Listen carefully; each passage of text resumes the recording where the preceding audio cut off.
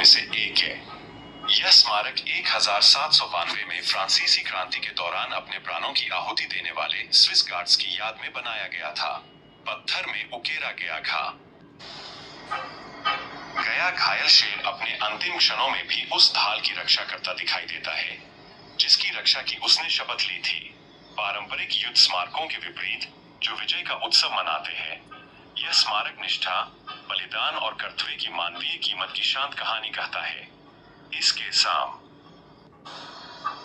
सामने खड़े होकर कई पर्यटक मौन हो जाते हैं, यह महसूस करते हुए कि इतिहास की सबसे शक्तिशाली कहानियां अक्सर जीत की नहीं बल्कि त्याग की होती है।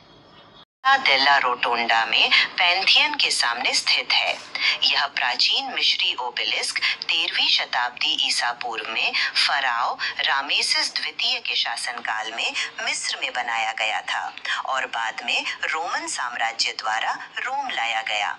रोमन काल में इसे आइसिस देवी के मंदिर के पास स्थापित किया गया, जो मिस्र संस्कृति के प्रति रोमनों के आकर्षण को दर्शाता है। वर्ष 1711 में पोप क्लेमेंट 11वें के आदेश पर इसे एक भव्य फव्वारे के ऊपर स्थापित किया गया और इसके शीर्ष पर ईसाई क्रॉस लगाया गया, जो प्राचीन मूर्ति पूजक परंपराओं पर ईसाई धर्म की विजय का प्रतीक है। आज यह स्मारक मिस्री, रोमन और ईसाई इतिहास की परतों को एक ही संरचना में समेटे हुए रोम की बहुस्तरीय विरासत को दर्शाता है। के नाम से प्रसिद्ध है और इटली के सबसे महत्वपूर्ण ऐतिहासिक व धार्मिक स्थलों में से एक माना जाता है। यह चौक 11वीं से 14वीं शताब्दी के बीच विकसित हुआ और इसमें 4 प्रमुख स्मारक शामिल है: पिसा कैथेड्रल, बैप्टिस्ट्री, प्रसिद्ध झुकी हुई मीनार, लीनिंग टॉवर और कब्रिस्तान कैंपोसेंटो।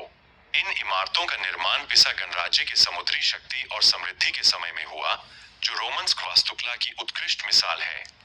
अपने धार्मिक, स्थापत्य और ऐतिहासिक महत्व के कारण काशी में यूनेस्को विश्व धरोहर स्थल घोषित किया गया और आज यह स्थान मध्यकालीन यूरोप की कला, आस्था और इंजीनियरिंग कौशल का जीवन प्रतीक माना जाता है। बैप्टिस्ट का प्रसिद्ध प्रवेश द्वार है, जिसे जायंट के नाम से जाना जाता है। इसकी स्थापना 1995 में स्वारोवस्की कंपनी की 100वीं वर्षगांठ पर की गई थी और इसे ऑस्ट्रियाई कलाकार आंद्रे हेला ने डिजाइन किया था। पहाड़ से उभरते मानव चेहरे के रूप में बना यह फव्वारा कल्पना, कला और प्रकृति का अनोखा संगम दर्शाता है, जहां मुंह से बहता पानी रचनात्मकता की निरंतर धारा का प्रतीक है। अंदर स्थित चैम्बर्स ऑफ वंडर में क्रिस्टल कला का अद्भुत अनुभव मिलता है, जिसने इस स्थल को आधुनिक कला और पर्यटन का एक वैश्विक प्रतीक बना दिया है। कांच की खिड़की कोलोन कैथेड्रल की प्रसिद्ध स्टेन ग्लास कला का हिस्सा है, जो मध्यकालीन यूरोप की धार्मिक और कलात्मक परंपरा को दर्शाती है।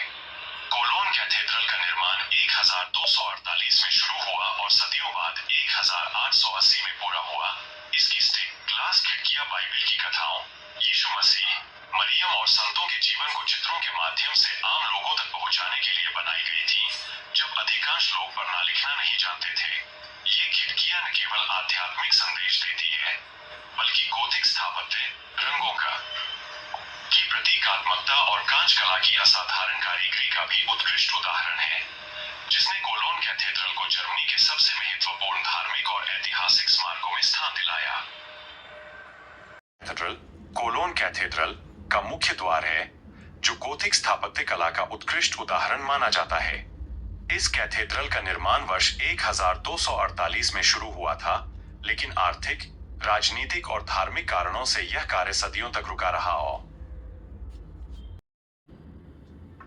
और अंततः 1880 में पूरा हुआ। प्रवेश द्वार के ऊपर की जटिल नक्काशी और मूर्तियां बाइबिल की कथाओं, यीशु मसीह, मरियम और संतों के जीवन को दर्शाती है, ताकि मध्यकाल में निरक्षर लोग भी धार्मिक शिक्षाओं को समझ सकें। द्वितीय विश्व युद्ध के दौरान भारी बावजूद यह कैथेड्रल खड़ा रहा, जिससे यह न केवल आस्था बल्कि मानव दृढ़ता और इतिहास की निरंतरता का भी प्रतीक बन गया।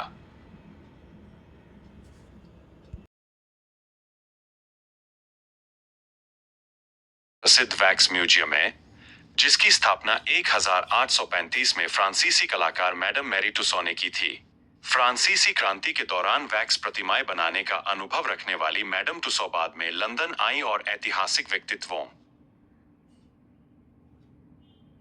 राजपरिवार, नेताओं और मशहूर हस्तियों की जीवंत मोम की मूर्तियों को जनता के सामने प्रस्तुत किया। वर्तमान स्थल मैरी लेबोन रोड पर स्थित है और 1884 से यही कार्यरत है।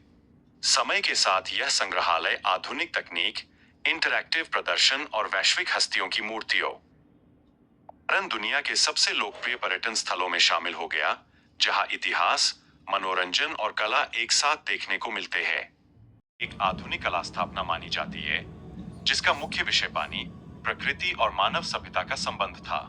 एक्सपो जारागोजा 2008 का केंद्रीय विषय वाटर एंड सस्टेनेबल डेवलपमेंट था और वहां प्रदर्शित कई कलाकृतियां नदियों, जीवन और ऊर्जा के प्रतीक रूपों पर आधारित थीं। सांप की आकृति प्राचीन सभ्यताओं में जल, पुनर्जन्म और शक्ति का प्रतीक मानी जाती है, इसलिए इसे गतिशील संरचना के रूप में डिजाइन किया गया ताकि यह निरंतर बहाव और जीवन चक्र को दर्शा सके। यह समकालीन कला के माध्यम से पर्यावरणीय चेतना और सांस्कृतिक प्रतीकवाद को दर्शाने का प्रयास है, जो आधुनिक प्रदर्शनियों में कला और विचार के नए रूपों का प्रतिनिधित्व करता है।